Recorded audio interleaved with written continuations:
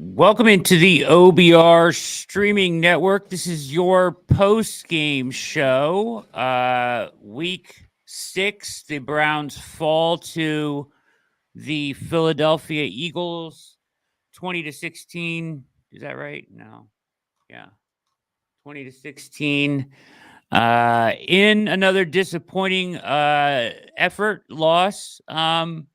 There's some things to take away today. We're going to try to hash this out for you guys. What's up to the chat? Good to see you all filing in here to kind of make what we can from this one. And takeaways, good, bad, ugly.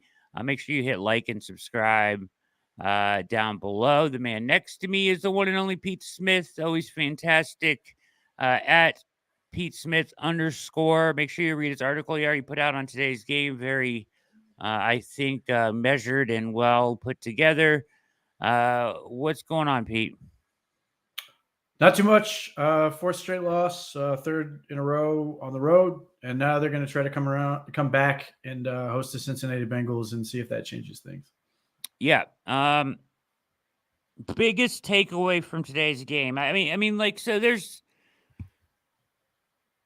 a lot.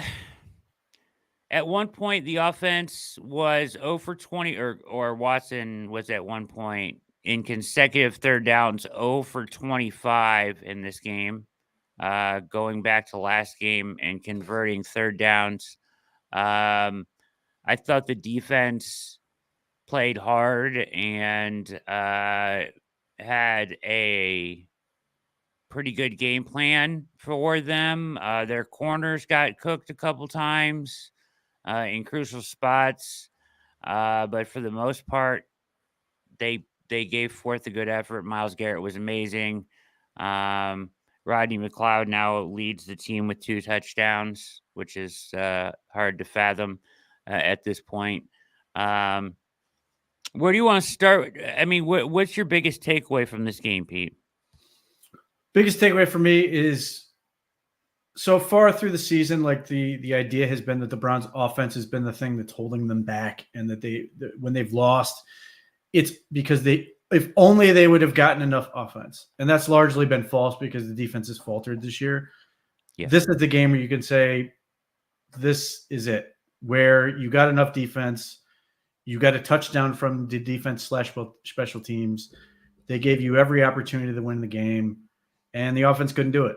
And that leaves you in that spot where you're sitting there going, okay, we're there where the defense is doing what we want it to do. Obviously, a missed kick from Justin Hopkins wasn't ideal, but still, offense has to do more than it's doing. And what makes that more frustrating is the game plan to me was solid. The running game was the most consistent it's been this year. That doesn't mean it was the most explosive or had the biggest plays, but it's just down to down. It felt like the offensive line was getting the most push in any game so far this season, where they weren't constantly being hit in the backfield. There was a little bit of a runway, so to speak, and that was moving the ball. And yet that still didn't matter. And that's through the lens of losing yet another offensive lineman 3 plays into the game, and losing Jerome Ford, their best running back, in their second drive of the game. All of these things go wrong, and yet that part of the game was okay enough. I mean, it's the disappointment is they couldn't do it more because they didn't have the ball more. So it comes back to the passing game, and then we get back to the quarterback.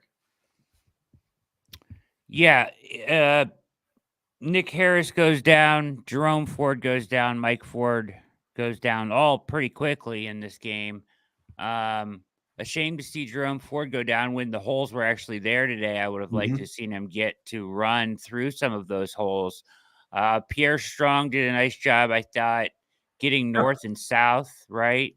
Might have been his best game as a Cleveland Brown. Yeah, absolutely. On one of the better calls of the game, I think it was the first third down they converted to break the 0 for 25 streak was a little, I don't even know if it was a screen, but just like a check to the left. I guess it was a screen to him as the pressure was coming. He goes upfield, got a nice gain on that one, converted. He does get north and south. We've talked about this before. He doesn't break any tackles really, but he does have a nice burst at times.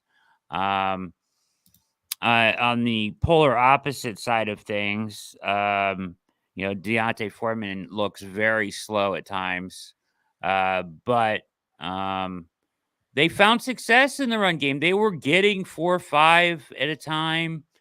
The numbers aren't astonishing if you look at it. In the Browns rushing, Pierre Strong 8 for 43, Dante Foreman 10 for 31. But Watson 4 for 17. Jerome Ford had 2 for 14 before he left the game, averaging 7. So they were effective running the ball.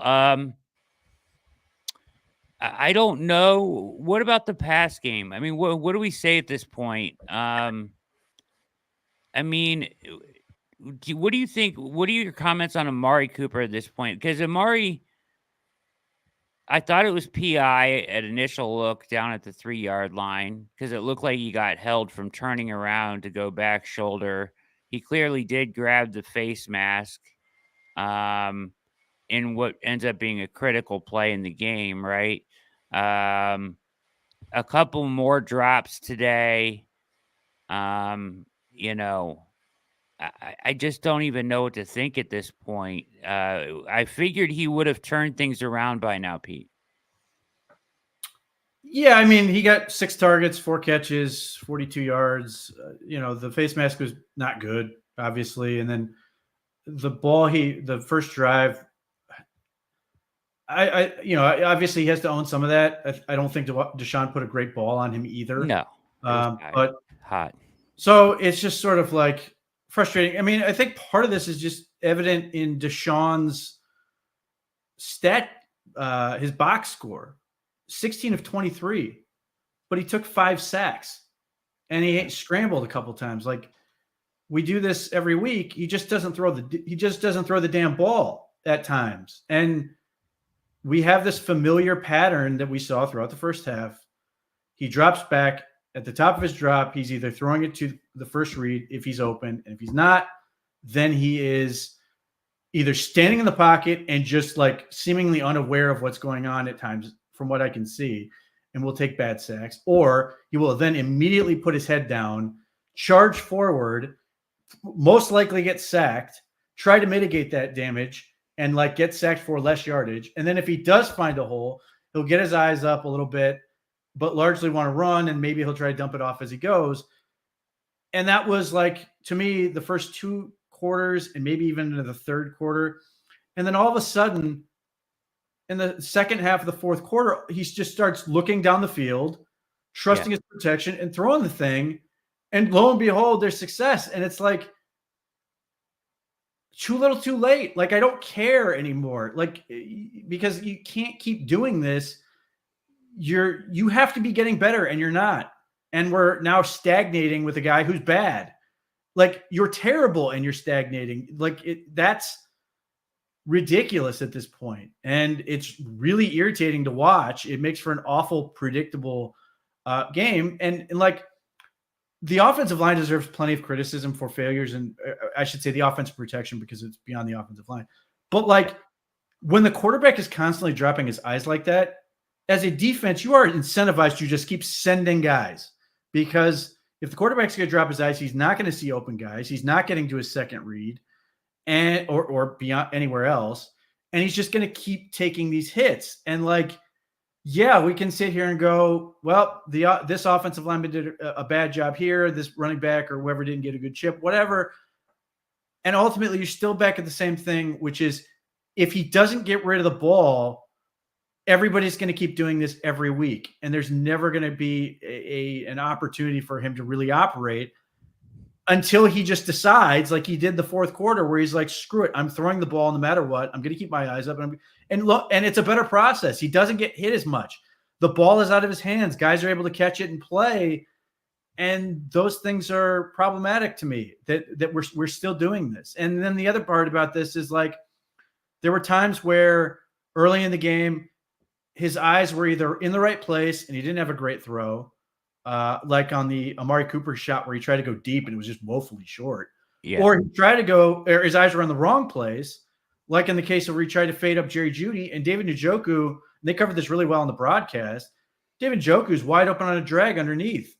And I don't know if he scores or not, but the drive continues easily. Like, and those are the plays where he's not taking the profit. I don't think he's seeing the field particularly well. I don't think he trusts anything, but he consistently makes bad situations worse. And to me, the play that sort of crystallizes Deshaun Watson for me is when he took the sack on the screen.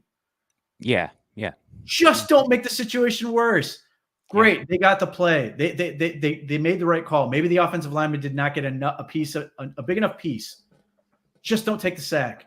And you go from 3rd and 9 or 2nd and 9 to 3rd and I think 24. Yep.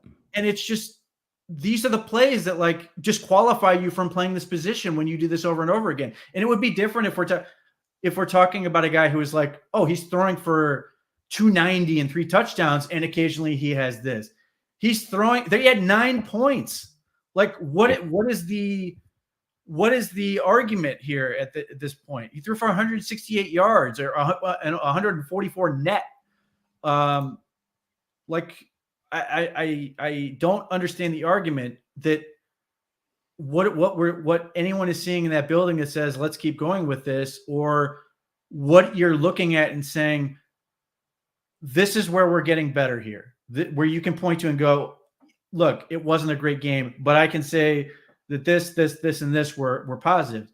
I can say that about the running game. I can say that about certain other parts of it. I can say this about Jack Conklin. I can say this about Jedrick Wills. Is like, Jedrick Wills is frustrating. His body language is incredibly frustrating, but he's not bad. Like, he's just Jed. Just famously Jed. Irritating, frustrating, but he's just Jed. Yes. But Michael Dunn, I thought, stabilized things a little bit. It's a shame that Nick Harris went out so early. Yeah, especially when he was a guard, I was going to say, yeah. And I know Zach Center is struggling, and another false start in basically the 2-yard line seems to be his kryptonite. But I continue to see reason to believe I think he will be okay if he can really develop his lower body. I hang on to I don't know if it's hope, desperation, whatever. Just from what I see a guy who understands what he's trying to do. He knows what is supposed to happen. I'm of the belief that broken leg has really hurt his lower body strength, and he just does not have enough in him right now to really make up for it. And the Browns drafted a guy who they like, but did not expect would be playing like this early behind. Just look at it. They had Wyatt Teller and Michael Dunn ahead of him, ready to go. He was the third string option, and now he's starting. So it's a tough place to be in. But like, I can at least look at these things and I go, well, one, he's a rookie, and two, I can at least point to things where these things are positive. It's becoming more and more difficult for me to do that with the guy who's not supposed to just be like squeaking by, the guy who's supposed to be the franchise quarterback, the guy who's supposed to be carrying this offense, and he's being dragged down the field by his offense for the most part. 13.5 offensive points per game, 19.2% third down rate, 5.2 yards per pass attempt, 1 touchdown in the past 29 drives, and not really any that ever really felt, I mean, maybe 2 or 3 that felt like they were close. 0 20-point games this season. Which is insane to consider that Rodney McLeod has 2 touchdowns and they haven't gotten 20 points in a game. Yep. So the big question about 4 becomes this, right? About your quarterback becomes, Stefanski again says he's not making a change. I'll wait and see on that. Agreed. I think they have to take a hard look at this situation, Pete. Yes. I took no meaning out of what he said in the press conference. Yeah, me too. And I'm not, I didn't speculate on the article. I just ignored it entirely because I don't care. Right. Like, he can say whatever he wants in the post game. You got to go watch that film. Yes. And you got to go contemplate that through the landscape of impact on your team. The impact on your team. Because, listen, at some point it becomes unfair to the locker room. Yeah. I think we're beyond that. But at this point now, you have to take into account what it's going to be like next Sunday at home. So if you decide to run Watson out there as the starter at 1-5 in Huntington Bank Field, Pete, I think you're looking at what could turn into an embarrassing and ugly scene in Cleveland that will just make this 10 times worse. All of it. Maybe. For the most part, I fear that. I do too. I feel for the most part that fans, by and large, if you're going to the game, you're going to give them a chance. Not only that, but we expect Nick Chubb to be back. There's a real chance that Deshaun Watson is going to get booed when he gets introduced. I think it's more likely that they just don't say anything or like basically are quiet and just save it for cheering Nick Chubb, and then wait for the game to sort of, if Deshaun Watson plays poorly, to then boo him specifically. For some reason, I just don't think the fans are going to want to. It's really hard to psychoanalyze a mob in this scenario, but my sense is that they don't want to boo or get the sense that they are booing to Nick Chubb coming back from this horrific knee injury. I think that will sort of carry it through that. And the other part is I don't want him to coach over the I want him to coach. I want him to make a switch at quarterback because it's clear that Deshaun Watson can't play. I don't want him to make a change at quarterback because he's worried about the fans. That part is apparent. And I don't think you're thinking that either. I think you've made it plain you just don't believe that Deshaun Watson can play. And there's no evidence that, or I should say there's scant evidence to say he can at this point. But if you don't get a whole lot better, if Nick Chubb is not some magic elixir, and I have no idea what to expect in terms of carries. Jerome Ford, if he's out for a bit, that may change that dynamic a little bit. But you've just got a whole lot of things that just have to get better. And some of this stuff is so easy to me to fix. You just have to do it. You know what the easiest thing to do? Get the ball to David Njoku. He seems to be open constantly. Yes. Just throw him the ball. He's gigantic. He's not difficult to find. Let him open up those guys on the outside. Those are things to me where like you're making this harder than it needs to be. And I really do hope that Jack Conklin stays healthy and this thing can carry over, because I do think he made a big difference on the offensive line. That being able to run the ball and some of the things they were able to do in terms of pass protection, it was just better. Did they do anything different in the run game schematically? No, it was just what they do, but it was just more effective. Like they did a lot of counter stuff, and he does a really nice job down blocking. Usually they had him and a tight end down block, and then have the guard, either the guards on a buck sweep or the guard and center pull around. I thought that looked good. I think it's just Conklin's just so much more comfortable in space, which was really positive to me to see. Obviously it was really frustrating to have to wait till week 6 for him to come back, but he looks good. Like he looks, it does not look, obviously we've waited this long. He better be ready. I think whatever due diligence that they did, it appeared to be worth it in this circumstance. He appeared to feel good and feel right and be able to do all the things that he do, which is a huge upgrade to the run blocking. And I think that is going to make a big difference. So if the Njoku can, and it's hard to know with these type of things with the injury he's coming off of, he can get healthier from the ankle each and every week. If Conklin's back and healthy, I don't remember offhand where Wyatt Teller is. For some reason, I think he's got another week after this one. But we're getting close to a point where maybe he can potentially come back and you can start to cobble this thing back together in obviously the worst possible way.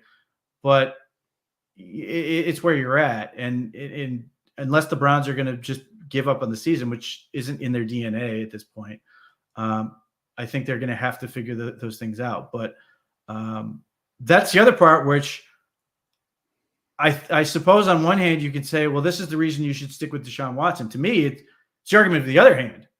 To me, it's, hey, things are getting better. I want the quarterback. I feel I want to put what I feel is a better quarterback in a better situation and not wait. But those are decisions that are going to have to be made. That was obviously one of the things I sort of raised before was, it's bad. I don't want to put another quarterback behind this thing. I'd rather just watch him die and move on. Which at times, by the way, it does seem like he wants to get hurt. Like he plays like a guy who wants to get hurt. He does. Yeah. And it's just like, there's part of this where he's just like, Jesus, take the wheel, as he just slams himself into bodies. But either way, I'm very curious to see what happens when Kevin Stefanski comes back Tuesday. And he may full well just say, we're going to stick with Deshaun Watson. Fine. So be it. That's his choice, and emphasize his choice.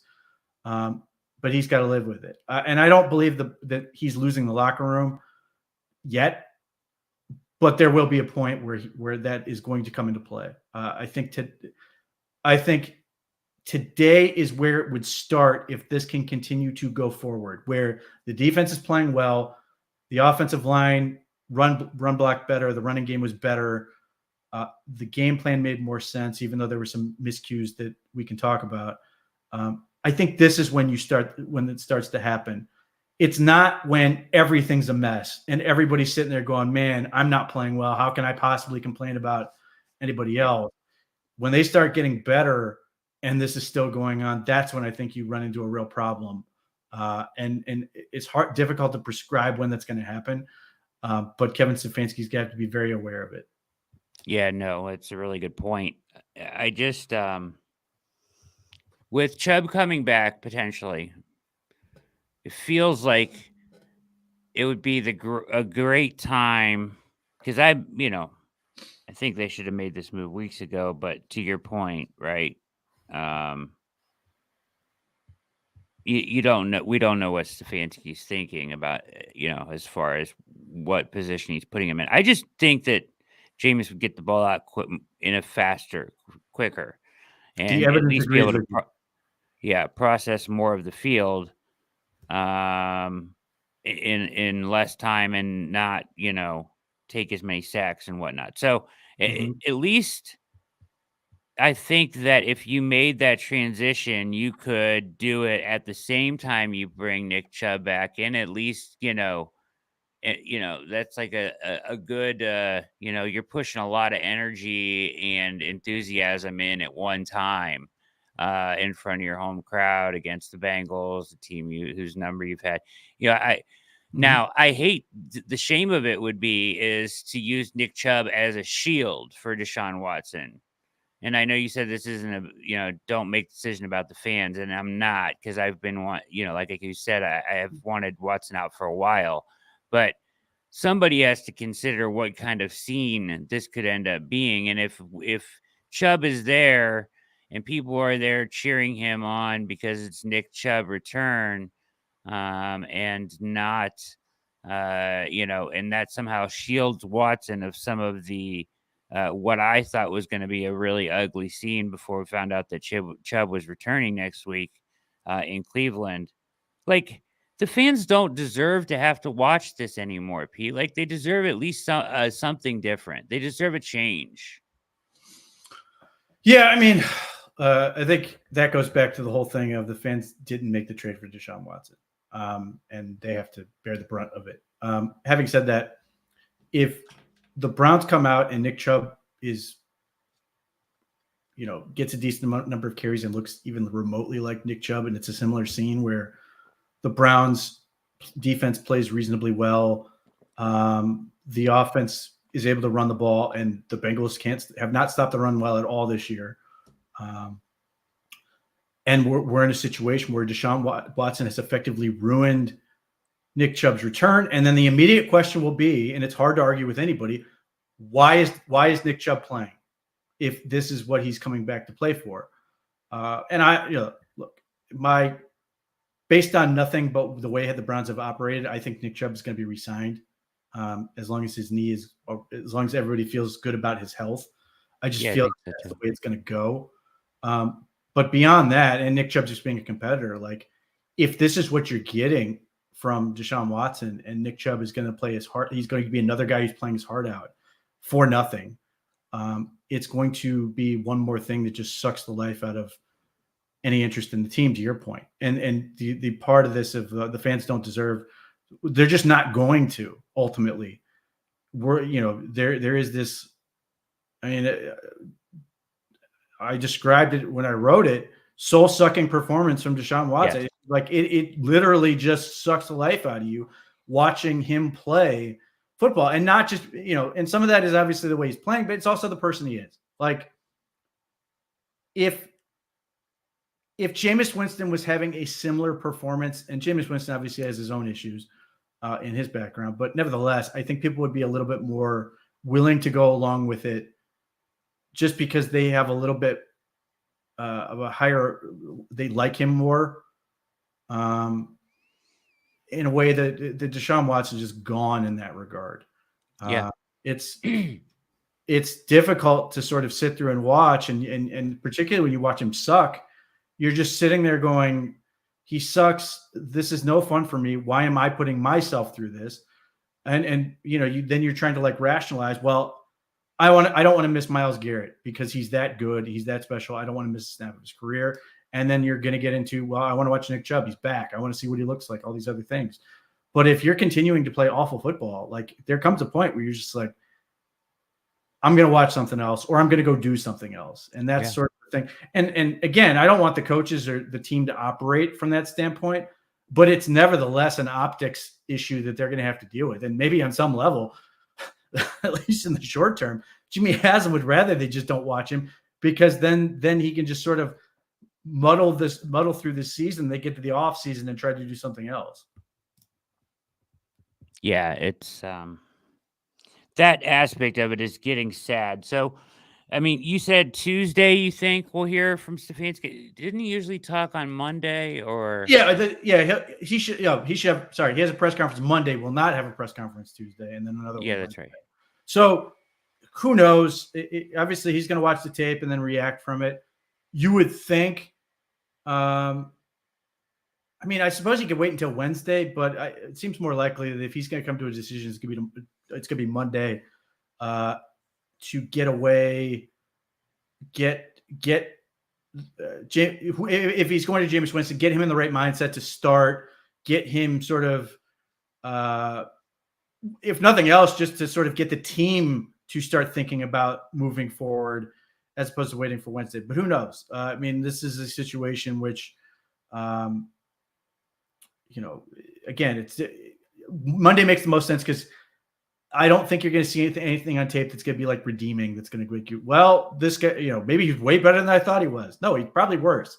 So it seems like if a decision is going to come, it's going to be Monday. Yeah, that's kind of what I was thinking too. All right, you're watching the OBR postgame show. Let's pivot to the other side of the ball. They took a different approach today, Pete, that you wrote about a little bit defensively. What was that? So I have been desperately asking Jim Schwartz to be a little bit more conservative in his approach. Just keep things in front of you a little bit more and, play a little bit more straight up. And he did. And a lot of that was because he didn't want to lose to Saquon Barkley. And to their credit, they did not. Saquon Barkley had like 20 touches for, I think, a total of 54 yards. Yeah. And you saw early in the game, Saquon Barkley went on in motion. Like 3 guys moved at the same time he did. They were clearly making sure that he was not going to beat them. And it largely paid off for a lot of the game. Yes, they played man coverage. Yes, corners got beat at times. A.J. Brown's really good at football. Devontae Smith is really good at football. Like at some point, they're going to get you. But by and large, I thought that they were good. And this was in a situation where they're missing Grant Delpit with an injury. They're still missing Juan Thornhill. Hopefully he'll be back next week. I think he's eligible to come back next week. Hopefully Grant Delpit will be back. And you let your defensive line play a little bit more in terms of just containing a little bit, being aggressive in run defense and some of those things. And I think some of this was fueled by, one, again, the Saquon Barkley element. 2, he started to get some guys back. Yeah. Mike Hall played his first game as a rookie. Maurice Hurst. Thoughts? He largely looked to me like he did in the preseason, which is you wish he made more plays on the ball, but you also see him get in the backfield and do stuff like that you'd expect him to do. And he had a tackle for loss and some other things, and you're just like, I just want to see him play. I want to see him keep going because he does look like, if he can stay out of his own way, he does look like a really good compliment for Myles Garrett and Zadarius Smith and those guys. Like, he looks really well suited for what they really want to do. And Maurice Hurst, I thought, played much better than he did week 1. And then just Dalvin Tomlinson and Shelby Harris were able to keep more in front of them in that regard. And there were times where, Jim Schwartz tried to dial it up, and I think he got punished a little bit. Yeah. Like when they would line up basically a one-backer box with like basically a 50 front, whether it was linebackers or defensive linemen sort of creating the ends in that scenario, where then Jalen Hurts would basically realize what was happening, check into if you want to call it a sneak, basically just a QB power or QB ISO type thing, and just immediately go right to where they were not at that point and charge through for a few yards. And even though they did that, the Browns were able to sort of slow them down enough and let them sort of just make their own mistakes and and get into punts and some other things. Obviously, they had the big play on the black field goal, but like they were far less egregious in terms of missed tackles. They were far less egregious in terms of just explosive plays. So it was just right now, and I don't expect he's going to do this every week. I think this was a very Eagle-centric approach. Part of that is because Jalen Hurts is not throwing the ball particularly well. But my hope is that like we see some more elements mixed into the other things he's doing, where drop back every so often, in addition to wanting to send the house, just to keep opponents off balance so they don't always expect the same thing coming. And I think that's more fitting for where this team is right now in the injuries and the things they're dealing with and the confidence / performance issues and guys who are just not like Martin Emerson is having a nightmare season. He allegedly had to go in for an MRI. He's dealing with something, but technique continues to be a question mark for him, even though the touchdown he gave up was partly because Rodney McLeod did not get to where he was supposed to be. Yeah. And people can beat up on Greg Newsome all they want. I thought Greg Newsome was fine. He got the rub route. He got beat on. That's why you run rub routes. They got him. He's not Denzel Ward. Okay. Like he's not going to be. So like we know that. Yeah. The expectation that he's going to be is unrealistic. He got beat by A.J. Brown going deep. And I think either Devontae Smith on a drag, but otherwise he was largely pretty solid. So I thought that was a reasonable approach. I thought that was a good adjustment. And to me, it was right for this game. It worked for this game. And obviously, I think the defense did enough. And you mentioned at the top, I thought JOK and Myles Garrett were phenomenal. I think, and especially given the defense you were playing, I thought they stepped up in a way that, like, you know, if you've been paying attention to the OBR's reporting, like those are the two guys that allegedly have been behind the scenes trying to keep this thing going, trying to keep guys positive and all those other things. And they led by example in this game, in addition to whatever they're doing in the background. So I was very heartened by what I saw from them. I thought JOK was, I don't know if I'll have the gaudy, the PFF grade he had last week, but I thought he made fewer mistakes.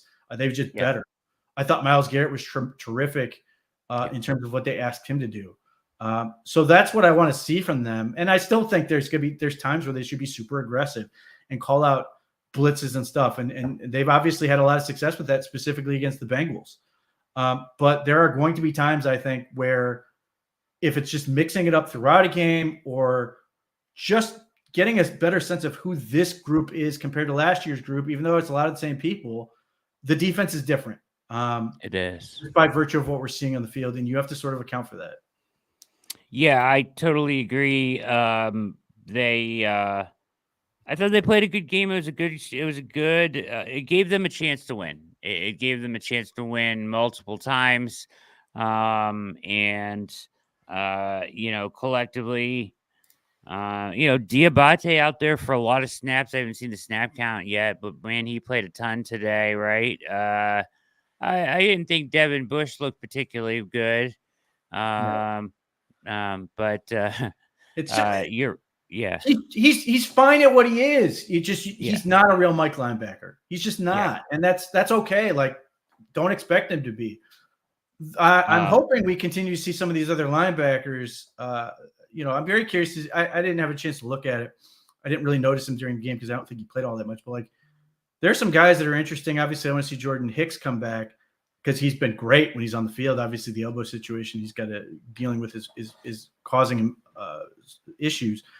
But they've got other guys in there, and I think as always, their linebackers coach Jason Tarver does a tremendous job. I mean, it's a very small sample size, but Winston Reed is a prick in the best way possible for this team as an undrafted free agent at Weber State. We'll see what happens if Buki Watson gets any looks in some of these things and some of these matchups.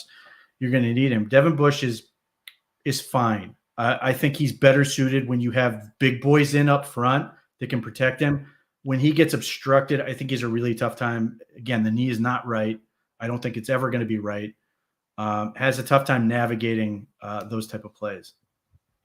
Yeah. To your point before, Well, McLeod and JOK led the team with tackles. McLeod with 8 solo, 1 pass defense, 1 touchdown. Obviously, JOK with 4 solo, 1 sack, 1 TFL, 1 pass defense, and 1 QB Behind the hit. back, the behind the back pass deflection, which was pretty impressive. Yes. Amazing. No eyes in the back of the head. Shelby Harris, Diabate had 7 total tackles, 4 solo. So, yeah, I mean, those guys out there is fine, right? Like, that's good. You want to get some of these guys exposure. Diabate is a guy that we've had some interest in, and he was in a big spot today, and he wasn't terrible, I didn't think. The penalties, let's talk a little bit about. I don't know what else there is to say about the defense. Emerson, they played good. Emerson got beat, but actually made up ground, had his hand in there, and it took AJ Brown's unbelievable strength to hang on to that catch. Yeah. And the MRI, who knows? But yeah, I agree with you. I think the play looks worse for him because his safety wasn't there. It was interesting because it looked like the Browns were trying to bait it later, where Rodney McLeod was turning inside as the ball was snapped and then would literally like take a giant turn the other way to come back. But yeah, that again, I see a lot of this is the thing. What if I really want to get myself worked up and frustrated? I would say there were a lot of positives from this game, and they still lost. Where I can sit here and go, I can look at all these things and go, man, this was better, this was better, this was better. Missed tackles, just not giving up big plays, getting off the field, not the. Can I just say that the tush push is one of the least entertaining plays to watch in football? Like I'm not hating on the concept. Like I understand why you do it and why it works. It's just and I say this is just watching the Eagles in any game. It's just awful to watch happen. It's not entertaining. But the Browns were able to get off the field. They were able to do all those things. Like I can point to all these things and go, this was a step in the right direction, which is what makes still only scoring 9 offensive points so infuriating. All the more frustrating. Yeah, absolutely. It is effective, the tush push, but it is so boring and so anyways, so late in the game, the Browns get down there with a chance to take the lead. We talked about the face mask, but then once again, you're getting, 2 false starts in the final possession. Not the final. Yeah, it ended up being the final possession, right? 2 false starts in the final possession. I mean, they're just not clutch. They just can't score a big touchdown, Pete, when it matters the most. Yeah, certainly the false start penalties are bad. I again look at the play calling process in those moments. Yeah. It felt like I thought throughout the game the process was better, but in that moment again, you're getting the false start penalty. I think in part they have to own their part of it, but like in part because the Browns are racing the play clock at the end, and I think in some ways, like you're adding stress to a situation that already has plenty of it by not having a clean operation. And it's frustrating because when the Browns dial up plays, for the most part, they're calling up a lot of the right ones, but then they make a mistake with penalties like in this. And it's frustrating for Zinter because he's had 2 basically on the 2-yard line in back-to-back weeks. And then Jed Wills has his, and then suddenly you kick the field goal. And it's hard for me to blame the Browns for kicking the field goal. I understand why most people wouldn't, but the bottom line to me was that was damning in terms of Kevin Stefanski's belief in the offense's ability to score, because they are the most aggressive team on 4th down. And maybe if he did it again, he'd say, screw it, I'm going to go for it. But I think that was it was almost to say the offense doesn't deserve to get the opportunity because they can't get out of their own way. That was my next question. So, there were times in this game where I thought Stefanski was less aggressive than we would normally see him. We saw a draw on like 3rd and 8, backed up in your own end. We saw a screen to Njoku on a long 3rd down that was just kind of a concession to try to maybe get in field goal range. We saw him, to your point, in the first half, in what was probably an analytics green area, him kick the field goal, the one that was missed. I feel like that's a go for it 4th and 5. situation. Maybe. Was it 5? I thought it was less. Yeah. Okay. Let's talk about that play. So 3rd and 1, they make the call for the sweep to Cedric Tillman. Obviously, it's a nightmare call. I have questions. One, seeing the play before it was snapped, why didn't you call timeout? That's one question. 2, does Jameis Winston have the freedom to check into what would have been a sneak probably to the left on that play? And if he doesn't, why not? Because to me, that situation would have said Jameis Winston looks over, sees Brandon Graham uncovered where the jet sweep is going, and it feels to me like he would have checked into sneak as opposed to continuing to do that. And if he did have the freedom to do that and didn't, why didn't he? But like those are to me, the call was awful. That is where I have a process question in terms of what are we doing in terms of options here? And I already mentioned the timeout, but that would have been the other thing. Somebody calls timeout and says, look, it's 3rd and 1. We don't want to waste timeouts here, but the play just wasn't there. The one we called just wasn't there, and move on. And people probably criticize them for using the timeout, so be it. But if they come back and get the first down the next play, nobody's going to care. And they continue to move the ball, potentially getting into the red zone and move on. And instead you get a negative play and you kicked what was an exasperating field goal. So could they have gone for 4th and 5? Sure. That seemed to be the play they had dialed up for that short yardage situation, which is frustrating. And it's another situation where like the offense is bad. So we're back to hyper focusing on key plays. And don't get me wrong, this is something that's worth criticizing. It's bad. You can say unequivocally, this was a bad play call and move on. But it's another one of those situations with the Browns in a game where they only give up 20, like we're forced to continue to look at these individual situations because they give themselves no room for error. And you are constantly having to look at this thing and go, these small things are just a much bigger deal than they otherwise would be. Like, if you're the Chiefs, Andy Reid will have one of these almost every other week that blows up in his face, but it doesn't matter because they figure it out. The Browns don't. And again, I don't take this as covering for Kevin Stefanski. He has to own that. I know he did in the press conference, but it was a genuinely bad call.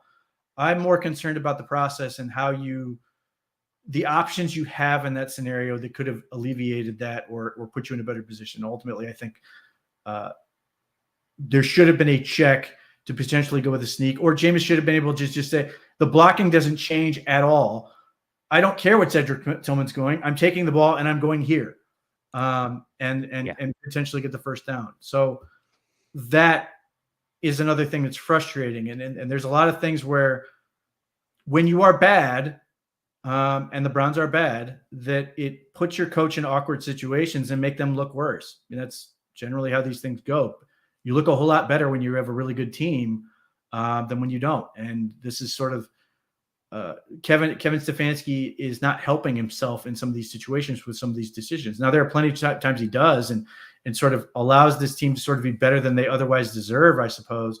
But we're in back-to-back weeks where you can sit there and point to coaching and going, man, this was not your A game in terms of a critical situation or the red zone or the things you needed to get done to get over the hump in this one.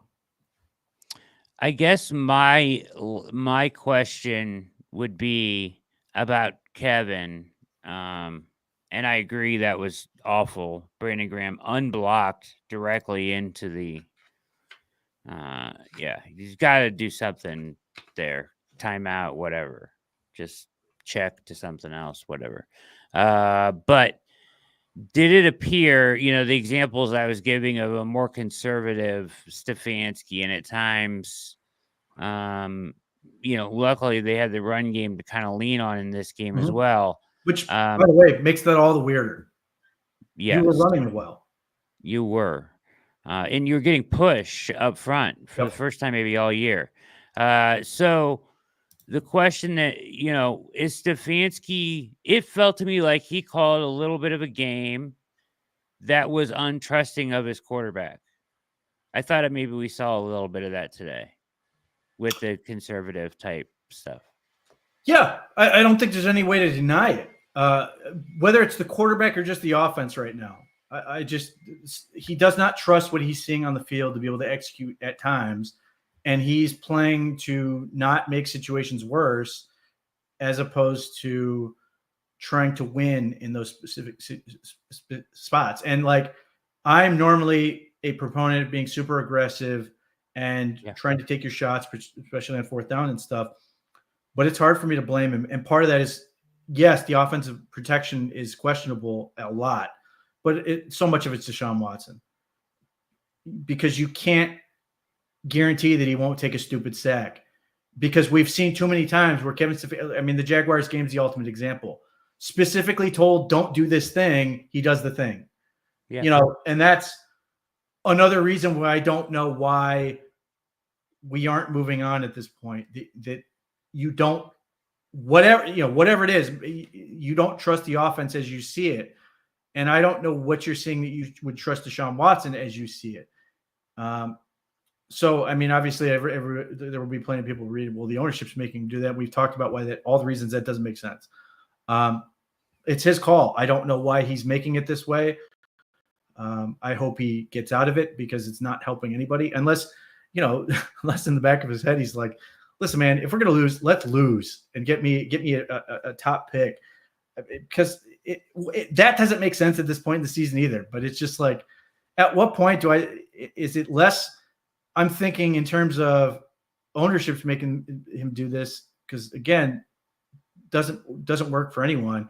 And more along the lines of, man, this is my Hugh Jackson at quarterback. Just go get me a pick, and I can at least flush it. Have all the evidence that I possibly need to not ever play him again, or whatever we're at this point. Yeah. What a shame for everybody involved, though. And that's the worst part about it. All right, Pete, we're coming up on an hour. Any other big takeaways you wanted to point out in this one? Bright spots. There was a few, right? And we pointed out most of them. I think, before Denzel left the game at time, I think Denzel is playing fantastic football. Not always best tackling, but when it comes to coverage, he's got to be up there as one of the best corners in the game at times.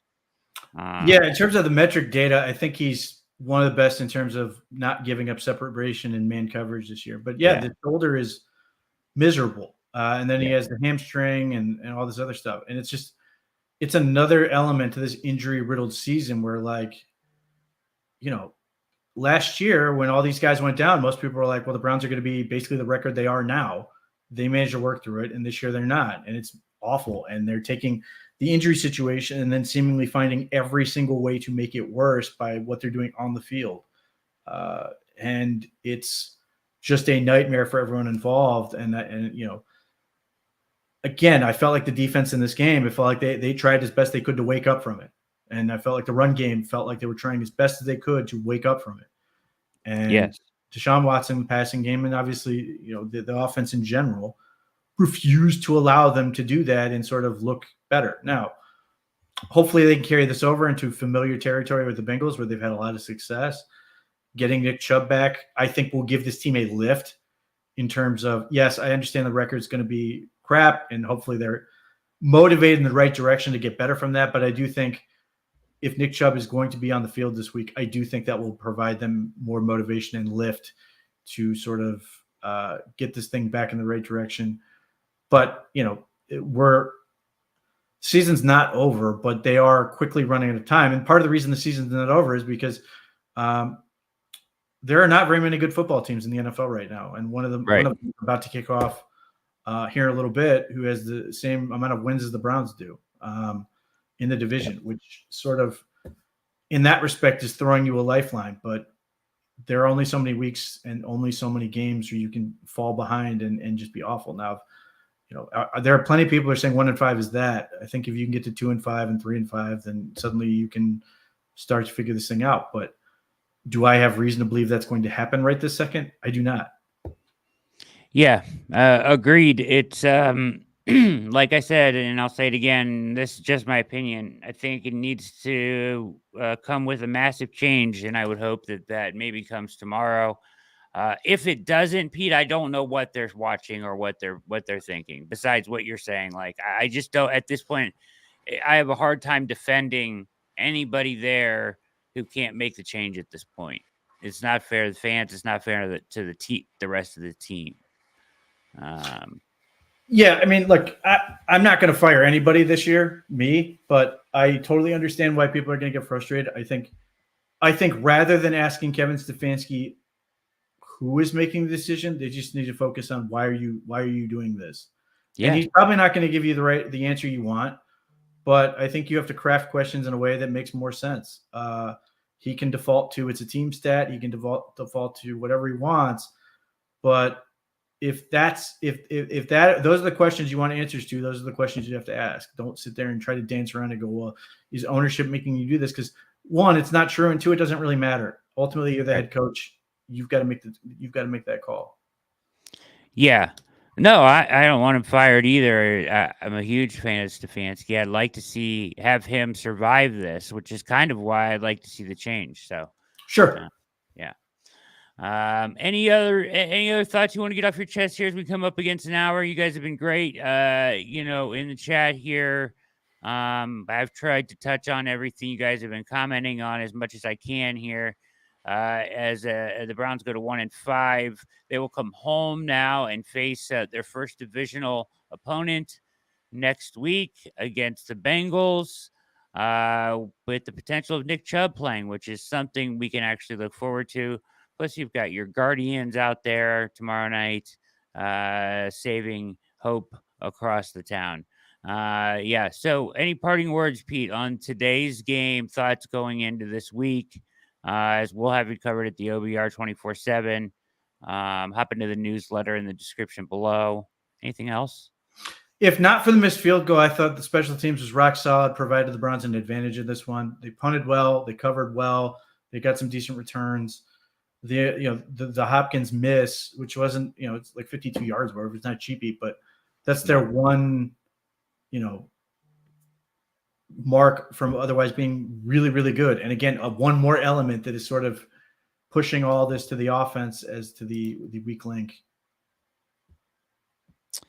I hope we continue to see this improvement in the run game moving forward. Although I agree with you that I think this is mostly a Eagles-centric defensive game plan, I hope parts of it do at least carry over into future weeks because it was good. And Myles Garrett is incredible and deserves a lot of credit for his play today because he was all over the place. With that, we're going to get out of here. Keep it locked, 24/7 coverage of your Cleveland Browns at the OBR. I will have things I think I know out for Tuesday morning as usual. Pete has an article out right now about the game. Go read it, as does Fred and others coming. So we appreciate your support. Hit like and subscribe on your way out of here. If you're watching on Twitter, hop on over to youtube.com/Orange and Brown Report. Give a like and a subscribe. And hit that notification bell so you know every time we go live. For Pete Smith, on Twitter @_Pete Smith _ my name is Brad Ward. Have a wonderful evening. And we'll see you soon. We are out.